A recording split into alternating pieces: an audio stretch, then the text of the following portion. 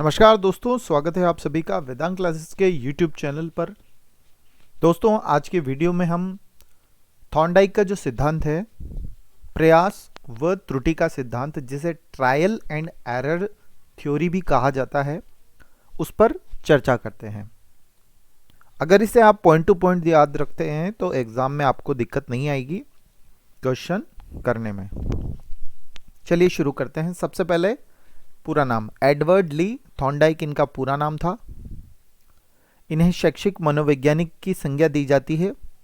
अमेरिकी मनोवैज्ञानिक है, लेकिन इन्हें प्रथम शैक्षिक मनोवैज्ञानिक के नाम से भी जाना जाता है। 1898 में इनकी बुक आई थी एनिमल इंटेलिजेंस। इन्होंने बिल्ली पर प्रयोग किया और इन्हीं के सिद्धांत को एसआर थ्योरी, संयोजनवाद, बंधवाद, संबंधवाद, उद्दीपक अनुक्रिया, प्रयत्न व भूल का सिद्धांत, प्रयास व त्रुटि का सिद्धांत भी कहा जाता है। ये याद रखना है, संयोजनवाद, संबंधवाद और बंधवाद। ठीक है, बिल्ली पर प्रयोग किया 1898 में पुस्तक एनिमल इंटेलिजेंस। एजुकेशन साइकोलॉजी भी इनकी किताब है।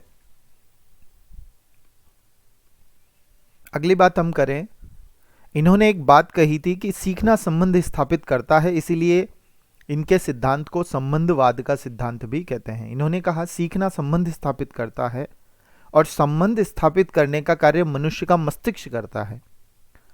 इन्होंने क्या कहा, आपको पता है बुद्धि के सिद्धांतों में एक थॉर्नडाइक का सिद्धांत भी आता है जिसका नाम है बालू का सिद्धांत, परमाणु का सिद्धांत। तो उसी तरह से आपको ध्यान रखना है कि इन्होंने कहा कि सीखना संबंध स्थापित करता है और यह काम मनुष्य का मस्तिष्क करता है। तो इनका संबंध कहां से है, बुद्धि टॉपिक से भी हो गया, मस्तिष्क शब्द ध्यान रखना है, और संबंध वाला इनका खुद का सिद्धांत है तो वो भी ध्यान रखना है। तो ये कोटेशन है, किसका कोटेशन है, थॉर्नडाइक का कोटेशन है कि सीखना संबंध स्थापित करता है। आप कुछ भी सीखते हैं तो उससे संबंध बनता है उस वस्तु से, उस उद्दीपक के साथ में, और यह संबंध बनाने का काम करता है मस्तिष्क। आगे हम बात करते हैं, सीखने के कुछ सोपान होते हैं। जब सीखने की प्रक्रिया होती है उसके कुछ सोपान होते हैं। सबसे पहले हमें चाहिए कोई चालक, हमें चलाने वाला। जैसे हमें भूख लगती है तो ये चलाने वाली आ गई, भूख। फिर हमें भोजन के तरफ जाना होता है भूख को पूरा करने के लिए, यानी समाप्त करने के लिए या मिटाने के लिए, तो लक्ष्य की तरफ देखना। याद रखना है, लक्ष्य की तरफ देख रहे हो आप केवल। लक्ष्य को पाने में बीच में कुछ बाधाएं भी हैं और बाधाओं को खत्म करने के लिए कुछ प्रयत्न भी हैं, और उन प्रयत्नों में मिली हुई भूल भी शामिल है। और उन भूलों में एक ऐसा प्रयास जो संयोगवश हुआ सफल, और उसे ही हम सही अनुक्रिया मान करके चुन लेते हैं और अंत में उसी को ही दोहराते रहते हैं, ये स्थिरता आ जाती है। तो ये स्टेप हैं, सीखने की प्रक्रिया के सोपान हैं। ठीक है, अब वो सब मैं नहीं बता रहा हूं आपको कि इन्होंने एक बिल्ली पर प्रयोग किया, पजल बॉक्स लिया, ठीक है ना, उस पजल बॉक्स में बिल्ली को रखा, उसने एक दरवाजा भी था उसमें जिसमें लीवर लग रहा था, भोजन रखा, वो उछल कूद करती, लेकिन उसने ऐसा वो कई बार किया उसने, लेकिन वो भोजन प्राप्त नहीं कर सकी। फिर संयोगवश उसे उसके पैर से लीवर दब गया, उसने भोजन खा लिया। फिर उसे फिर से रखा गया दूसरे प्रयोग में। उसके बाद कई बार उसने फिर से दोहराया, लेकिन इस बार बिल्ली ने गलत अनुक्रियाओं की संख्या कम कर दी और फिर हो सकता है 10 बार, 12 बार, 15 बार में ही उसने भोजन प्राप्त कर लिया। और तीसरी बार में भी यही होता है कि वह बार बार उस अनुक्रिया को, केवल उसी विशिष्ट अनुक्रिया को करने लगती है। यह है थॉर्नडाइक का जो कहानी है, वो तो ये इतनी सी है, लेकिन मैं कहानी नहीं लिख रहा हूं कहीं, केवल आपने सुन ली, वो इतना काफ़ी है। अब फिर से देखो, आपको भूख लगी, आप भोजन की तरफ देख रहे हो, आपका लक्ष्य है भोजन प्राप्त करना, लेकिन भोजन प्राप्त करने में कुछ बाधाएं भी हैं। आप प्रयास कर रहे हो, बहुत सारे प्रयास किए, वो सारे असफल हुए। उन प्रयासों में एक ऐसा प्रयास भी था जो सही हो गया संयोगवश, और आपने उसे ही चुन लिया और उसे बार बार दोहराया, उसे स्थिर कर लिया। तो ये है एक सीखने की प्रक्रिया के सोपान। ठीक है, ड्राइव और मोटिव्स, यानी कि आपको कहाँ कहाँ चलना पड़ेगा, किन किन रास्तों पे रुकना पड़ेगा, क्या क्या स्टेप फॉलो करने पड़ेंगे, ये सब उसके भाग हैं। अब हम बात करते हैं थॉर्नडाइक के जो नियम हैं, जिन्हें सीखने के नियम या अधिगम के नियम के नाम से भी जाना जाता है। इन्होंने 2 नियम दिए, एक प्राथमिक है जो मुख्य है, एक द्वितीयक है जो गौण है। द्वितीयक 5 है, मुख्य 3 है। मुख्य 3 में तो एक तो याद रखो, एक तो घोड़ा, यानी कि आप तत्पर नहीं हैं तो आप काम नहीं करेंगे, इसे कहते हैं तैयार नहीं है तो तत्परता का नियम। दूसरा है अभ्यास, जितनी बार आप दोहराओगे, जितनी बार आप उस वस्तु का प्रयोग करोगे, आप निपुण हो जाओगे, आप उसे सीख जाओगे बेहतर तरीके से। और अगर नहीं प्रयोग में लोगे, नहीं दोहराओगे, तो वह वहाँ अभ्यास नहीं होगा। तो सीखने के लिए पहला तो होता है आप में तत्परता होनी चाहिए कि सर की क्लास आई है वो देखनी है। दूसरा, आप अभ्यास भी करें, एक बार देखा आपने 7 दिन बाद रिवीजन मारे।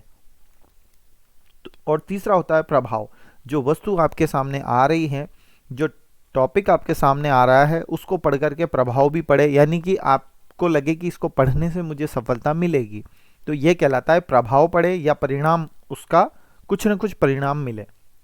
या तो हम संतोष मिले हमें, या असंतोष। असंतोष मिलेगा तो हम उस चीज से नहीं सीखेंगे, उसे अधिगम नहीं करेंगे। और संतोष मिलता है तो हम उस पर प्रभावित भी होते हैं, अभ्यास भी करते हैं और तत्पर भी होते हैं। ठीक है, तो अगर आपको कभी ऐसा लगता है कि नहीं हम क्यों पढ़ रहे हैं, हमें नहीं पढ़ना चाहिए, या हमें ये नहीं सोचना चाहिए हम क्यों पढ़ रहे हैं, हमें तो पढ़ते रहना चाहिए, नहीं, हमें ये पता होना चाहिए कि हम किस एग्ज़ाम के लिए पढ़ रहे हैं, क्योंकि वही हमें संतोष और असंतोष के नियम से प्रभावित करता है, या प्रभाव परिणाम का नियम वहाँ काम आता है। इसमें तीसरा नियम आपको बहुत महत्वपूर्ण ध्यान रखना है, प्रभाव का नियम, या ये परिणाम का नियम भी इसे कहा जाता है। अब हम बात करते हैं द्वितीयक नियम या गौण नियम। यानी हमें बहुत सारी अनुक्रियाएं करनी होती है किसी काम को करने के लिए, लेकिन उनमें से कुछ ही क्रियाएं, कुछ ही नहीं, उनमें से भी केवल एक क्रिया होती है जो सबसे सही होती है।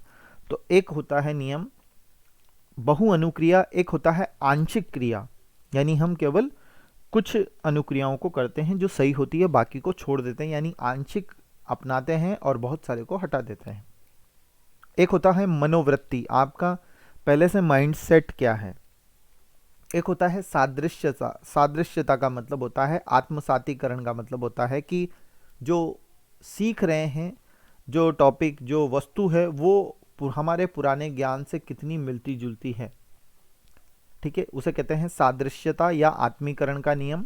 और पांचवा है साहचर्यात्मक स्थानांतरण, ये पावलाव के सिद्धांत से संबंधित है, यानी अधिगम का जब साहचर्यात्मक स्थानांतरण का नियम कहलाता है ये 5 नियम गौण नियम थॉर्नडाइक द्वारा दिए गए हैं। अब मैं एक एक पर बात करूंगा, उससे पहले आपको 2-3 लाइनें यहाँ समझ लेनी है। जो मनोवृत्ति का नियम है उसे कहते हैं तैयारी, मानसिक विन्यास का नियम, यानी आपके दिमाग में जो थॉट है उस विषय के लिए, सीखने के लिए, वो थॉट अगर ऐसी है कि इसे तो कभी सीखा ही नहीं जा सकता, तो आप नहीं सीख पाएंगे, तो ये एक गौण नियम है जिसे हम कहते हैं मानसिक विन्यास का नियम। ठीक है, दूसरी बात आंशिक क्रिया का नियम, ये भी एक गौण नियम है। इसमें हम कुछ सभी क्रियाओं को नहीं करते हैं कि जो सही होती है केवल उन्हीं को ही दोहराते हैं, इसे कहते हैं तत्व प्रबलता का नियम, यानी जो क्रिया हमें उस लक्ष्य तक ले जाने में ज़्यादा मददगार होती है, जो प्रभावित होती है, तत्व प्रबल होती है, केवल हम उन्हीं को ही दोहराते हैं। इसका दूसरा नाम है तत्व प्रबलता का नियम। यानी आंशिक क्रिया में तत्व प्रबलता देखी जाती है, मनोवृत्ति में मानसिक विन्यास देखा जाता है। और तीसरी बात है, ये भी गौण नियम है, सादृश्यता, इसे कहते हैं समान परिस्थितियां होनी चाहिए तब हम सीख पाते हैं, या उसकी तरफ, उस विषय की तरफ हम अच्छे से ध्यान देते हैं। तो ये सादृश्यता कहो या आत्मीकरण कहो या हस्तांतरण का समान, यानी कि ट्रांसफर जो हो रहा है, लर्निंग ट्रांसफर हो रही है, अगर समान टॉपिक होंगे, समान विषय होंगे तो हम जल्दी सीखेंगे। तो जो ट्रांसफर हो रहा है वो समान तत्व होने चाहिए, यानी वो एक जैसे हों, एक जैसे ना हो लेकिन मिलते जुलते हो, हमारे पूर्व ज्ञान से तो कम मिलते जुलते हों, तो सादृश्यता, आत्मीकरण, हस्तांतरण का समान तत्व का सिद्धांत भी इसे कहा जाता है। तो गौण नियम में ये 3 नियम जो हैं उनके एक एक नाम और दे रखे हैं। कौन से? मनोवृत्ति को मानसिक विन्यास भी कहते हैं, आंशिक क्रिया को तत्व प्रबलता भी कहते हैं, सादृश्यता को आत्मीकरण या हस्तांतरण का समान तत्व का सिद्धांत भी कहते हैं।